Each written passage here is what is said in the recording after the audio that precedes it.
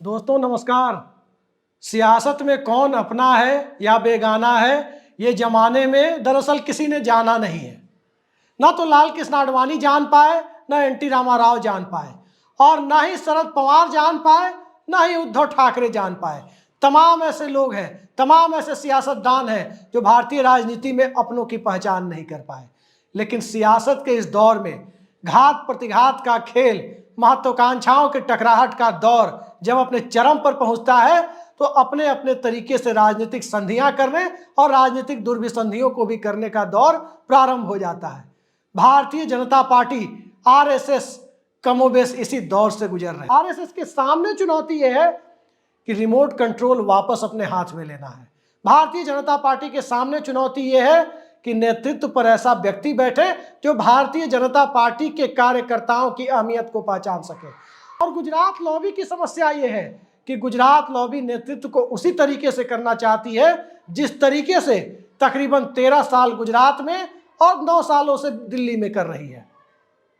लेकिन क्या सियासत और भारतीय जनता पार्टी के अंदर लोकतांत्रिक रवैया लोकतांत्रिक तरीके से आएगा? क्या कभी लोकतांत्रिक तरीके से भाजपा में अध्यक्ष का भी चुनाव हुआ? क्या कभी चुनाव के लिए ऐसा देखने को मिला कि 2 कैंडिडेट का नामांकन भरा गया और फिर कार्यकर्ताओं के वोट देने की नौबत आई? सब कुछ संसदीय बोर्ड तय करता है, सब कुछ राष्ट्रीय कार्यकारिणी तय करती है, और बचा खुचा लोकतंत्र के नाम पर, लोकशाही के नाम पर, जनमत के नाम पर, व्यवस्था के नाम पर, सिस्टम के नाम पर इस देश के ऊपर थोपने की कार्रवाई होती है। थोपने की कार्रवाई में उत्तर प्रदेश में विधायक दल के ऊपर नेता भी थोपा गया 2017 में। थोड़ा और पीछे जाएं तो थोपने के दौर में 2001 में गुजरात भाजपा के विधायक दल पर भी नई दिल्ली से एक नेता थोपा गया।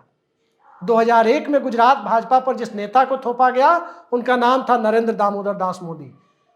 विधायकों ने तो केशुभाई पटेल को चुना था और उसके बाद दिल्ली के आदेश से चुनाव कराया गया 2001 में।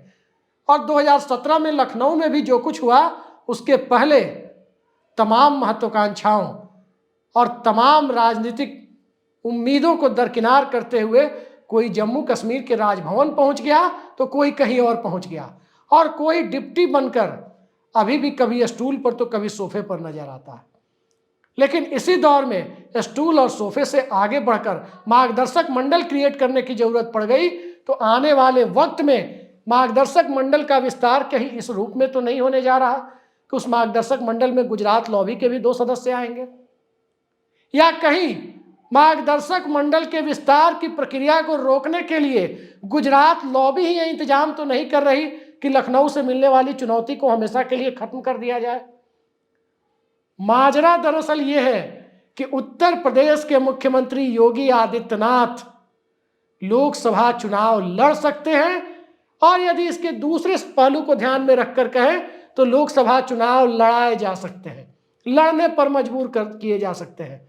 स्वेच्छा से लड़ रहे हैं या लड़ेंगे, या मजबूर करके लड़ाए जाएंगे। कौन सी परिस्थितियां हैं जिन परिस्थितियों में योगी आदित्यनाथ की जरूरत दिल्ली में महसूस की जा रही है? योगी आदित्यनाथ को लोकसभा चुनाव लड़ाया जा रहा है। कोई मुख्यमंत्री जब लोकसभा चुनाव लड़ने पर विचार करता है, अपनी संभावनाओं को टटोलता है, तो 2 मकसद होते हैं। एक मकसद 2014 में गुजरात के मुख्यमंत्री के लोकसभा चुनाव लड़ने के रूप में सामने आया, प्रधानमंत्री पद का मकसद। एक मकसद 1989 के लोकसभा चुनाव में हरियाणा के मुख्यमंत्री चौधरी देवीलाल के लोकसभा चुनाव लड़ने का आया था। वहां क्या मकसद था? किंग मेकर बनने का मकसद। एक मकसद 2004 में उत्तर प्रदेश के मुख्यमंत्री मुलायम सिंह यादव के लोकसभा चुनाव लड़ने का आया। वहां क्या मकसद था?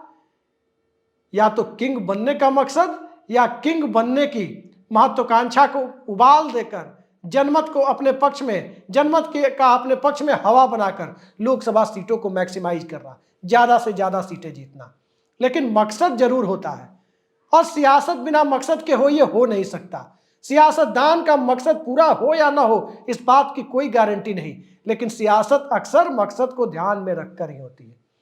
तो उत्तर प्रदेश के मुख्यमंत्री योगी आदित्यनाथ यदि लोकसभा चुनाव लड़ते हैं या चुनाव लड़ाने पर मजबूर किए जाते हैं, तो इनके दोनों पहलुओं में जरा पहले पहलू की चर्चा करते हैं कि आखिर योगी आदित्यनाथ यदि अपनी मर्जी से, जो अंदर खाने चर्चा हो रही है, जो अंदरूनी सूत्रों के हवाले से जानकारी मिल रही है कि योगी आदित्यनाथ दिल्ली की लड़ाई में अपना रिंग भी कहीं ना कहीं योगी आदित्यनाथ दिल्ली की लड़ाई में कहीं ना कहीं अपनी दावेदारी भी करना चाहते हैं।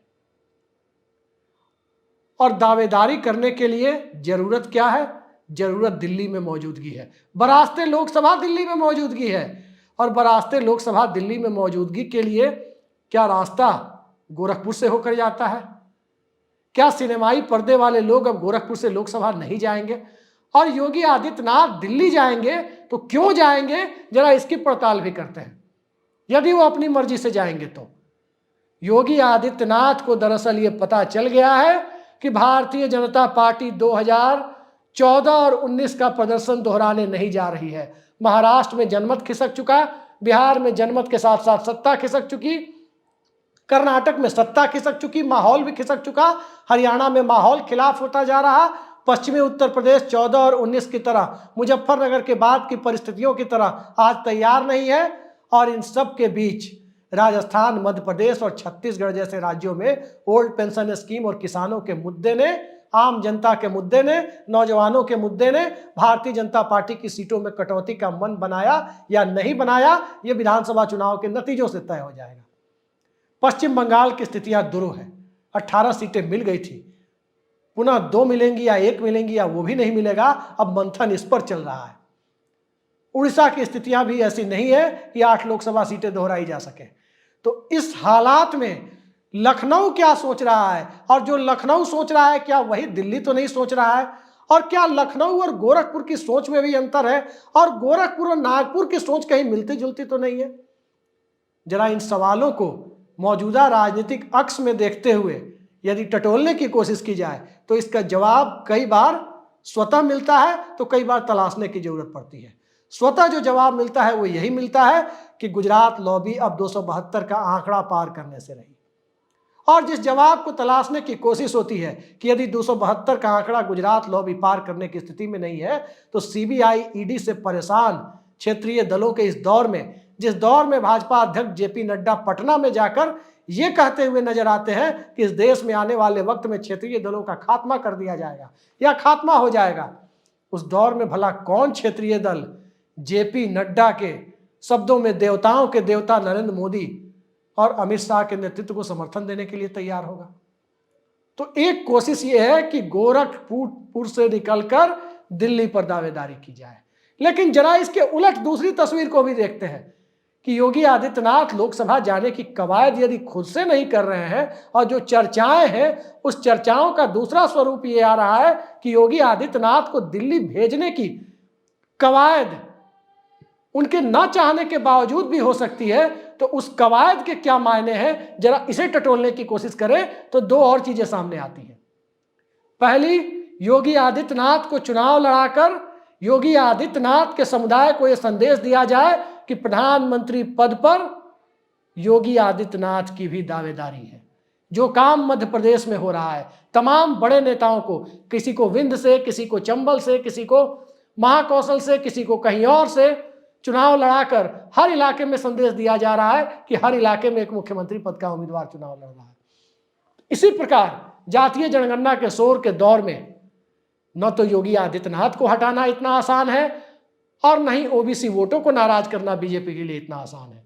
तो एक पहलू यह दिखता है कि योगी आदित्यनाथ को लोकसभा चुनाव लड़ाकर उनके समुदाय को यह संदेश दिया जाए कि योगी आदित्यनाथ सर्वोच्च पद की होड़ में है, उनके वोट भी बटोरे जाए।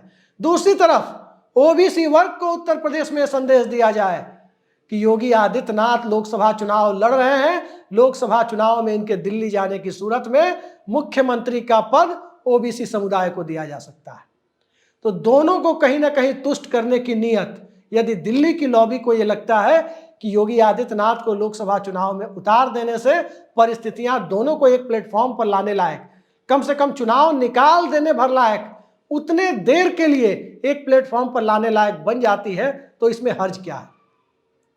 लेकिन बात घूम फिर कर वहीं आती है कि योगी आदित्यनाथ का कद अब सियासत में इतना बड़ा जरूर है कि चाहे विधायक दल या संसदीय दल उनके पक्ष में हो ना हो, नेतृत्व और नेतृत्व के साथ साथ ग्लैमर और ग्लैमर के साथ साथ जो जिस प्रकार की भीड़ तैयार की गई 2014 के बाद, उस भीड़ का एक बड़ा हिस्सा नरेंद्र मोदी से ज्यादा बड़ा चेहरा योगी आदित्यनाथ को मानने की हद तक जाता हुआ जरूर दिखाई दे रहा है। अब चाहे उस भीड़ की तुलना कुछ लोग अलग अलग शब्दावली के साथ करें, लेकिन लोकतंत्र में भीड़ का मतलब कहीं ना कहीं उस भीड़ का मतलब ये होता है कि जनमत का एक बड़ा पक्ष। तो जनमत का बड़ा पक्ष यदि योगी आदित्यनाथ के पक्ष में है तो क्या नरेंद्र मोदी सहज है? और नरेंद्र मोदी यदि सहज नहीं है तो योगी आदित्यनाथ की लखनऊ में जो भूमिका है उस भूमिका से भी क्या वो सहज नहीं है? और लखनऊ की भूमिका सिर्फ लखनऊ तक सीमित कर क्या वो दिल्ली में राज आसानी से चला लेंगे? और लोकसभा चुनाव के बाद की परिस्थितियों में उस राज को चलाने के दिशा में क्या भारतीय जनता पार्टी आगे कोई बड़ी कार्रवाई करती हुई, कोई बड़ी रणनीति के साथ सामने आती हुई दिखाई देगी? दरअसल इन सब के पीछे चुनाव आते आते जो थोड़ी बहुत ताकत आरएसएस को मिलती है, मौजूदा दौर में जो लखनऊ को जो ताकत मिलनी चाहिए, जो दिल्ली को जो ताकत मिलनी चाहिए, चुनाव के दौर में उसका एक हिस्सा कहीं ना कहीं नागपुर को मिलता हुआ नजर आता है। तो नागपुर को भी लगता है कि दिल्ली में चेक एंड बैलेंस की जरूरत है, नागपुर को भी लगता है कि लखनऊ में सोशल इंजीनियरिंग की जरूरत है, और नागपुर को भी लगता है कि गुजरात लॉबी को अब और बर्दाश्त नहीं किए जाने का समय आ गया है। लेकिन इन सब के बीच जो बड़ा सवाल है वो सवाल दरअसल यही है कि भारतीय जनता पार्टी को पिछले कुछ सालों में जिस प्रकार से नेता विहीन बनाने की कवायद शुरू हुई, जिस प्रकार से छत्रप विहीन बनाने की कवायद शुरू हुई, छत्रप विहीन बनाने की प्रक्रिया क्या योगी आदित्यनाथ को भी लोकसभा चुनाव लड़ाने के साथ साथ बंद हो जाएगी? यह सवाल उस दौर में महत्वपूर्ण है जिस दौर में भारतीय जनता पार्टी के अंदर अपने इलाके के पूरी भाजपा में सबसे ताकतवर छत्रप माने जाने वाले बीएस येदियुरप्पा को भी जब भाजपा की दिल्ली लॉबी ने मुख्यमंत्री पद पर नहीं टिकने दिया तो भला योगी आदित्यनाथ के बिसात ही क्या है? योगी आदित्यनाथ बड़े चेहरे हो सकते हैं, बड़े इलाके में प्रभाव हो सकता है, बड़े इलाके में उनका ग्लैमर हो सकता है, लेकिन जहां तक बात अंदर तक, पार्टी में अंदर तक कार्यकर्ताओं के बीच गहरी पैठ की है तो वो पैठ न तो नरेंद्र मोदी की है, न ही योगी आदित्यनाथ की है, न ही अमित शाह की है। मैनेजमेंट के स्तर पर कोई आगे हो सकता है, ग्लैमर के स्तर पर कोई आगे हो सकता है, लेकिन जिस भारतीय जनता पार्टी में कार्यकर्ता सबसे महत्वपूर्ण हुआ करता है उसमें कार्यकर्ताओं की अहमियत न तो मोदी शाह के दौर में होगी और न ही योगी आदित्यनाथ को दिल्ली भेजने की मानसिकता के साथ कार्यकर्ताओं की अहमियत को वापस लौटना है। कार्यकर्ता दरअसल भारतीय जनता पार्टी में आज की तारीख में उस स्थिति में नहीं है जहां से कोई कार्यकर्ता नीचे से उठकर नरेंद्र मोदी जैसा कोई कार्यकर्ता भाजपा के शीर्ष पर पहुंच सके, नितिन गडकरी जैसा कोई कार्यकर्ता पार्टी के शीर्ष पर पहुंच सके। अब वो स्थिति भाजपा में कार्यकर्ताओं की नहीं रही, संघ में भी कार्यकर्ताओं की नहीं रही, लेकिन संघ अपने एजेंडे के लिए वचनबद्ध है, अपने एजेंडे को लागू करवाने के लिए व्यक्ति महत्वपूर्ण नहीं रखता और उसके लिए होता भी नहीं है।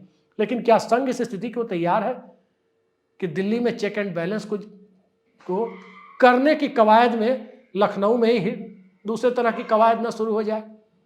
इन सब के बीच जो परिस्थितियां हैं उन परिस्थितियों में भारतीय जनता पार्टी के लिए 3 दिसंबर के चुनावी नतीजे को जानना महत्वपूर्ण हो जाता है कि कहां की सत्ता आई, कहां की गई, एक से ज्यादा की सत्ता आई या एक भी नहीं आई।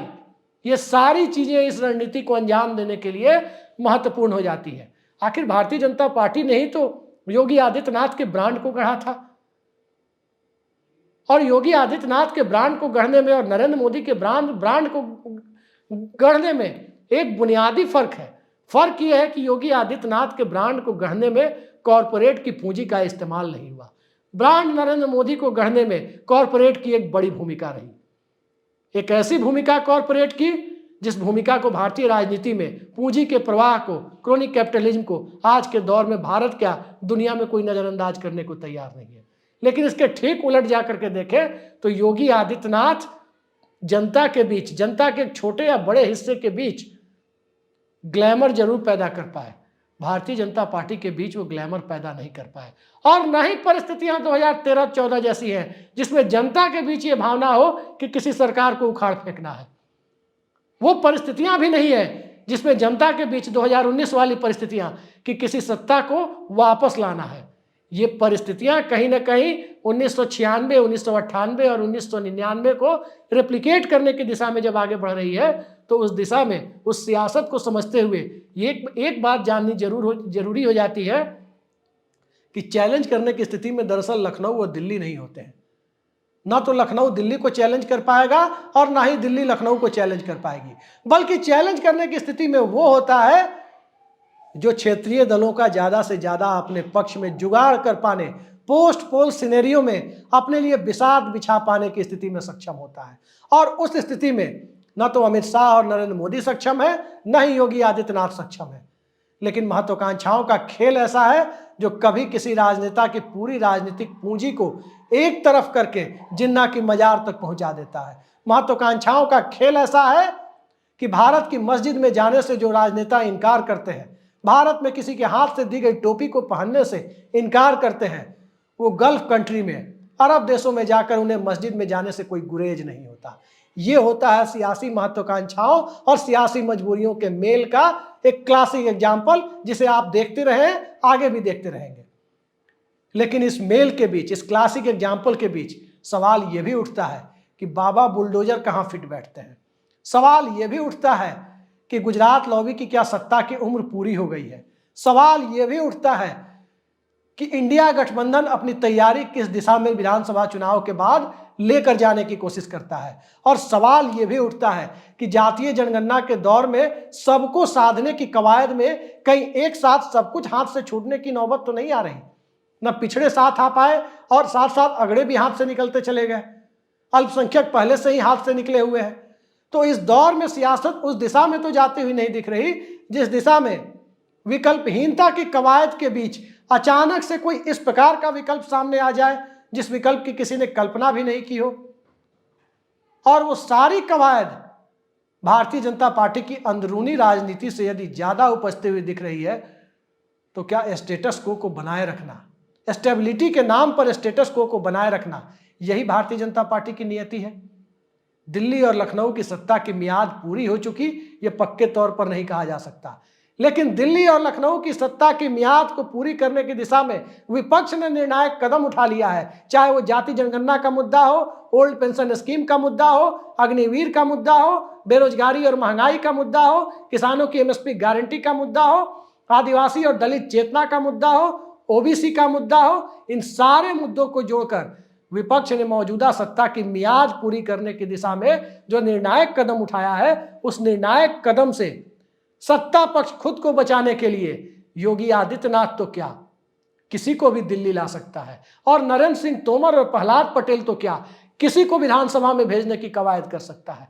सवाल लोकसभा और विधानसभा का नहीं है, सवाल दरअसल उस सियासत का है जिस सियासत ने भारतीय जनता पार्टी ने अपने वोट बैंक का विस्तार करने की बजाय अपने आधार वोट बैंक में और ज्यादा उसे कंसोलिडेट करने की जो रणनीति अपनाई, वो कंसोलिडेशन का पीरियड, वो लॉकिंग पीरियड जिसे सियासत में कह सकते हैं, 2014 से 19 के दरमियान का, यूं कहें कि 2014 से 2022 के दरमियान का वो लॉकिंग पीरियड अब पूरा होता हुआ दिख रहा है। अब उसमें फ्रेगमेंटेशन, यानी उसमें भी अलग अलग चेतना के सर उठाने की कवायद शुरू हो रही है, खासकर कास्ट सेंसस के दौर में, खासकर हरियाणा के महिला पहलवानों के मुद्दे के साथ, खासकर मेवात में सांप्रदायिकता को फैलाने की कवायद के बाद में कामयाबी न मिलने के बाद, और इन सब के बीच भारतीय जनता पार्टी और संघ के संबंधों के, उस रिश्तों के बनते बिगड़ते परिभाषित और पुनर्परिभाषित होने के दौर में क्या लखनऊ से दिल्ली गाइड होगी या दिल्ली से लखनऊ गाइड होगी।